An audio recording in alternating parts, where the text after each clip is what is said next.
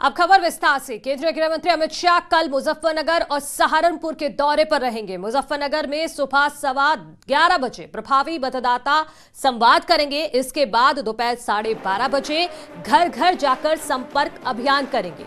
सहारनपुर में दोपहर 3:15 बजे प्रभावी मतदाता संवाद करेंगे। इसके बाद शाम करीब 5:30 बजे डोर टू डोर कैंपेन करेंगे। तो ये कल का कार्यक्रम हम आपको बता रहे हैं। गृह मंत्री अमित शाह का कल सहारनपुर और मुजफ्फरनगर में रहेंगे। पहले मुजफ्फरनगर में जाएंगे। सुबह 11:15 बजे से उनका कार्यक्रम शुरू हो जाएगा और शुरुआत होगी प्रभावी मतदाता संवाद के साथ। उसके बाद वहां पर करीब 12:30 बजे डोर टू डोर कैंपेन करेंगे गृह मंत्री और मुजफ्फरनगर से फिर सहारनपुर के लिए रवाना हो जाएंगे। सहारनपुर में 3 बजे प्रभावी मतदाता संवाद करेंगे और मेरे सहयोगी पवन जुड़ गए हैं। पवन, अमित शाह पूरी तरह से मैदान में उतर चुके हैं। पश्चिमी यूपी के हर एरिया में जाने की कोशिश, सभी संवाददाता जो मतदाता हैं उनसे फेस टू फेस बात करने की कोशिश।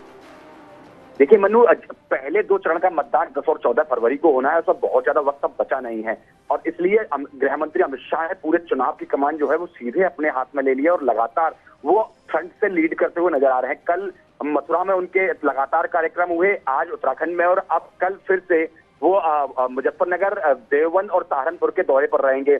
वहां मुजफ्फरनगर की अगर बात करें तो 11:15 बजे वो प्रभावी मतदाता सम्मेलन को संबोधित करेंगे और उसके बाद में तकरीबन 12:30 बजे के आसपास वो डोर टू डोर संपर्क करते हुए नजर आएंगे। उसके बाद में देवबंद पहुंचेंगे और देवबंद का जो मेन मार्केट है वहां वो फिर से डोर टू डोर संपर्क करते हुए नजर आएंगे। उसके बाद में जो कोटा गांव है वहां प्रभावी मतदाताओं के साथ फिर से संवाद करेंगे। उसके बाद में वो देवबंद से चलकर सहारनपुर पहुंच जाएंगे और सहारनपुर में वो जो संगठन से जो जुड़े हुए लोग हैं, जो चुनावी रणनीति बना रहे हैं उस पूरे सहारनपुर के क्षेत्र की, उनके साथ अपनी बैठक करेंगे और बैठक में उनको जीत का मंत्र देंगे। उसके बाद में फिर से जो वहाँ सहारनपुर का जो न्यू शारदा नगर है वहां जनसंपर्क अभियान करेंगे। तो लगातार अमित शाह ने जो चुनाव की रणनीति है पहले और 2 फेज के लिए उसको अपने हाथ में थाम लिया। लगातार वो आगे से लीड कर रहे हैं और डोर टू डोर जनसंपर्क करके उससे 2 फायदे होते हैं।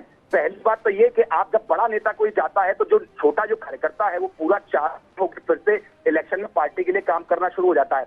दूसरी बात ये, अगर जो लोकल जनता है अगर उसके बीच में कहीं थोड़ी बहुत नाराजगी भी होती है तो जब बड़ा नेता उसके बीच में जाता है तो अपनी नाराजगी भूल कर और फिर से अगर वो पार्टी के पक्ष में मतदान करना चाहता है तो फिर से पार्टी के साथ खड़ा हो जाता है। ये दोनों ही कामों में अमित शाह लगातार लगे हुए हैं और अब उन्होंने जो पूरी चुनाव की कमान है अपने हाथ में ले ली है। जी पवन, खासतौर पर आप ये बताइए कि मुजफ्फरनगर के कौन से एरिया को चुना गया है जहां पर डोर टू डोर कैंपेन करते नजर आएंगे अमित शाह?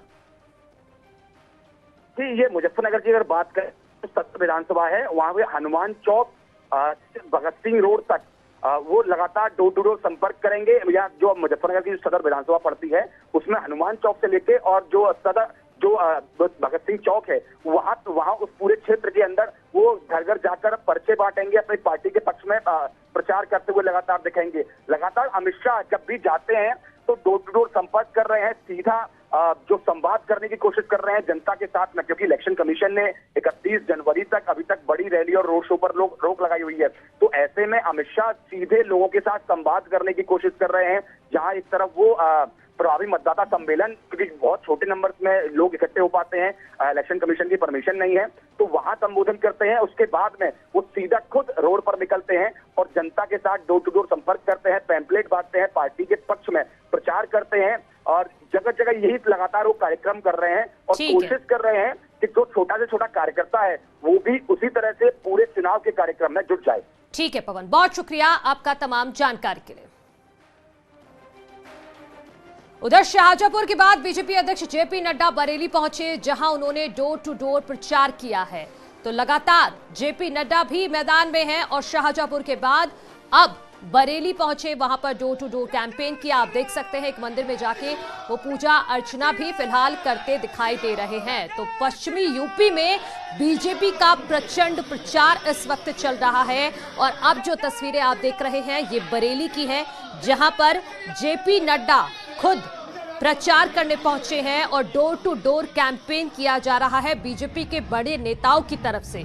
इससे पहले हमने आपको बताया कि कल अमित शाह मुजफ्फरनगर और सहारनपुर में रहने वाले हैं और जो राष्ट्रीय अध्यक्ष है पार्टी के जेपी नड्डा, वो इस वक्त बरेली में हैं। यहां पर एक मंदिर में गए हैं, वहां पर पूजा अर्चना की और उसके बाद अब शुरू होगा डोर टू डोर कैंपेन। आप देख सकते हैं बरेली की गलियों में किस तरह से राष्ट्रीय अध्यक्ष जेपी नड्डा को देखने के लिए लोग यहां पर काफी उत्साहित नजर आ रहे हैं और उनके स्वागत के लिए आप देख सकते हैं वहां बलून्स लगाकर, गुब्बारे लगाकर इस पूरी गली को सजाया गया है, जहां पर राष्ट्रीय अध्यक्ष जेपी नड्डा मौजूद हैं और अब से कुछ देर बाद उनका ये डोर टू डोर कैंपेन शुरू होगा। बीजेपी की ये रणनीति, क्योंकि इस बार का चुनाव बेहद अलग है।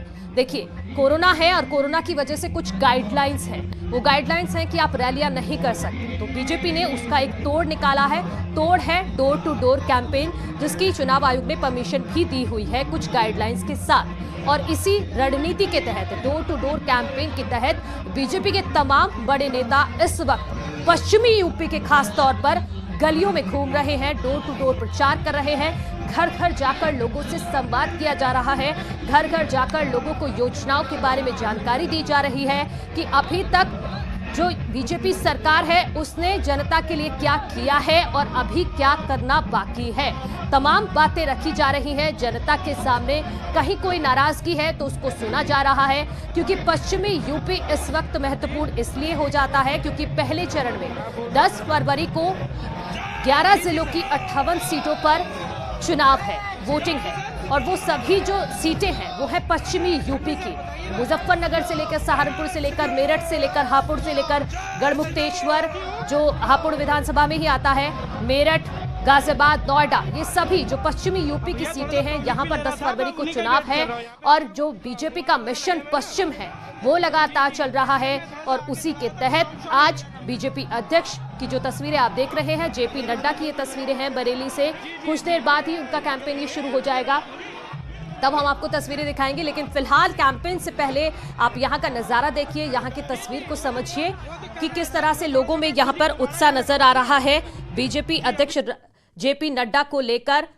और जो तस्वीरें आ रही हैं कुछ देर पहले की हैं, जहां पर बरेली में एक मंदिर है, वहां पर पूजा अर्चना करते नजर आ रहे हैं राष्ट्रीय अध्यक्ष जेपी नड्डा।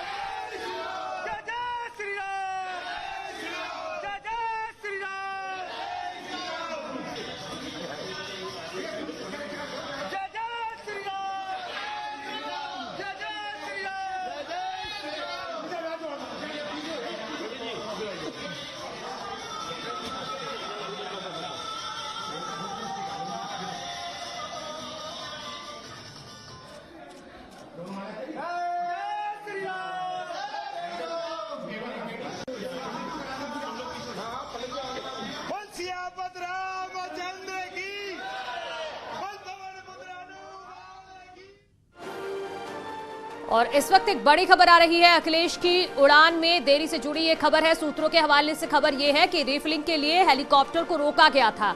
जो अखिलेश यादव आरोप लगा रहे हैं वो सूत्रों के मुताबिक वो गलत है। अखिलेश ने देरी का आरोप लगाया था कि जानबूझ के उनके हेलीकॉप्टर को रोका गया, लेकिन अब सूत्रों के हवाले से बड़ी खबर आ रही है कि अखिलेश के हेलीकॉप्टर को दरअसल रिफिलिंग के लिए रोका गया था। सूत्रों के हवाले से बड़ी खबर है कि हेलीकॉप्टर रोकने के जो आरोप अखिलेश यादव ने लगाए थे वो गलत हैं। अखिलेश ने आरोप लगाया था, अभी थोड़ी देर पहले प्रेस कॉन्फ्रेंस भी की, उसमें भी उन्होंने कहा, ट्वीट के जरिए भी ये आरोप लगाए कि उनके हेलीकॉप्टर को दरअसल जानबूझकर रोका गया है। लेकिन अब सूत्रों के हवाले से ये खबर आ रही है कि अखिलेश का जो हेलीकॉप्टर रोका गया था वो रिफिलिंग के लिए रोका गया था, यानी कि उसको रिफिल करना था, तो इसी वजह से उसको रोका गया। ये बड़ी खबर हम आपको बता रहे हैं। अखिलेश की उड़ान में देरी की खबर से जुड़ा ये अपडेट सामने आया है। सूत्रों के हवाले से ये जानकारी मिल रही है कि अखिलेश ने जो देरी का आरोप लगाया था कि जानबूझ के उनके हेलीकॉप्टर को रोका गया है, वो दरअसल जानबूझकर नहीं, हेलीकॉप्टर में रिफिलिंग का काम करना था, इसी वजह से हेलीकॉप्टर को वहां पर रोका गया था। मेरे सहयोगी शंकर जुड़ गए हैं। शंकर, ये जानकारी मिल रही है कि अखिलेश ने जो आरोप लगाए थे वो दरअसल गलत है, हेलीकॉप्टर तो रिफिलिंग के लिए रोका गया था। देखिए, जिस तरह से एयरपोर्ट के हमारे जो सूत्र बता रहे हैं कि अखिलेश यादव का जो हेलीकॉप्टर था वो कमर्शियल फ्लाइट के ट्रैफिक की वजह से रुका था, और नियम जो क्या कहते हैं, नियमों के मुताबिक जो पब्लिक फ्लाइट को टेक ऑफ के लिए प्राथमिकता देते हैं, तो इस तरह के जो इनपुट्स मिले थे उस वक्त में इस मामले की जानकारी मिलने की वजह से ही अखिलेश यादव जब हेलीकॉप्टर से वहां से उड़ान भरना चाहते थे, इस वजह से उनको रोका गया।